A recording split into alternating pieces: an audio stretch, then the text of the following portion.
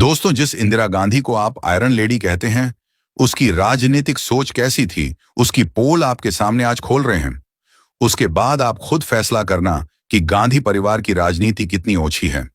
जनवरी 1980 में इंदिरा गांधी केंद्र की सत्ता में प्रचंड बहुमत के साथ वापस लौटी थी।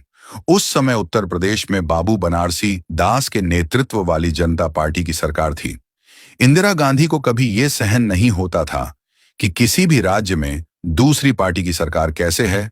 उस सरकार को गिराने के लिए इंदिरा गांधी किसी भी हद तक जा सकती थी। इंदिरा गांधी के आंखों में बाबू बनारसी दास की सरकार रेत की तरह चुभ रही थी। वह चाहकर भी अपने गृह प्रदेश में कांग्रेस की सरकार नहीं बना पा रही थी और उन्हें यह दुख था कि आज उत्तर प्रदेश में मेरे रहते हुए जनता पार्टी की सरकार क्यों है। और इंदिरा गांधी किसी न किसी बहाने बाबू बनारसी दास की सरकार को बर्खास्त करना चाहती थी।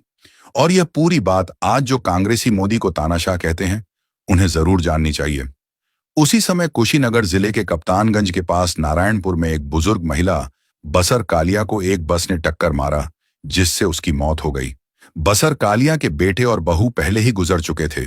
वह अपने पोते और एक पोती सोनकेशिया का पालन पोषण कर रही थी, यानी अब उसके पोते और पोती सोनकेशिया अनाथ हो गए। तुरंत ही इंदिरा गांधी विशेष विमान से नारायणपुर पहुंची और सोनकेशिया को गोद में लेकर कहा, अब यह मेरी बेटी है और मैं इसे गोद लेने का ऐलान करती हूं और यह मेरे साथ दिल्ली में रहेगी। इसकी पढ़ाई लिखाई पालन पोषण का पूरा जिम्मा मेरा। और इंदिरा गांधी ने इसी बस एक्सीडेंट को मुद्दा बनाकर बाबू बनारसी दास की सरकार को बर्खास्त कर दिया।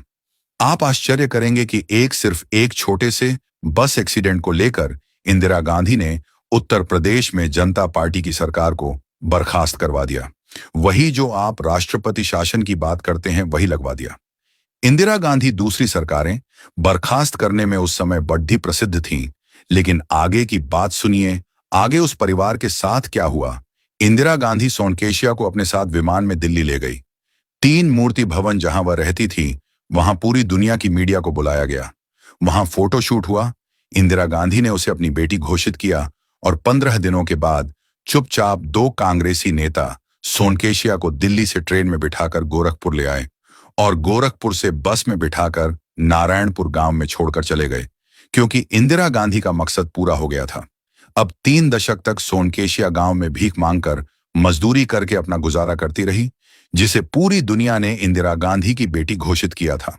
वह 3 दशक तक मजदूरी और भीख मांग करके गुजरा किया।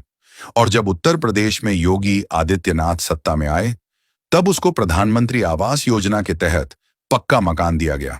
उसके यहां शौचालय बना। आप लोग गूगल पर इस घटना को सर्च करिए और सोचिए कि यह कांग्रेसी और यह गांधी परिवार कितना बड़ा धूर्त है। और इस परिवार सिर्फ एकमात्र मकसद है कि किसी भी तरह भारत की सत्ता में रहना, सत्ता का मौज उठाना। और सत्ता के लिए यह गांधी परिवार के लोग नीचता की हद करते हैं। यह घटना दिखाती है कि कैसे एक स्थानीय त्रासदी को राष्ट्रीय स्तर का मुद्दा बनाकर राजनीतिक लाभ लिया गया। और जब मकसद सत्ता परिवर्तन पूरा हो गया, तो उस घटना के केंद्र में रही बच्ची सोनकेशिया को गुमनामी और गरीबी के अंधेरे में छोड़ दिया गया। अब सोचिए ये लोग किस हद तक जा सकते हैं, लेकिन कोई भी दलाल आपको ये बातें नहीं बताता। दोस्तों, इसलिए उद्घोष ने यह मुहिम चलाई है कि हर सच को आपके सामने रखा जाएगा, लेकिन इसमें आपको हमारी मदद करनी होगी।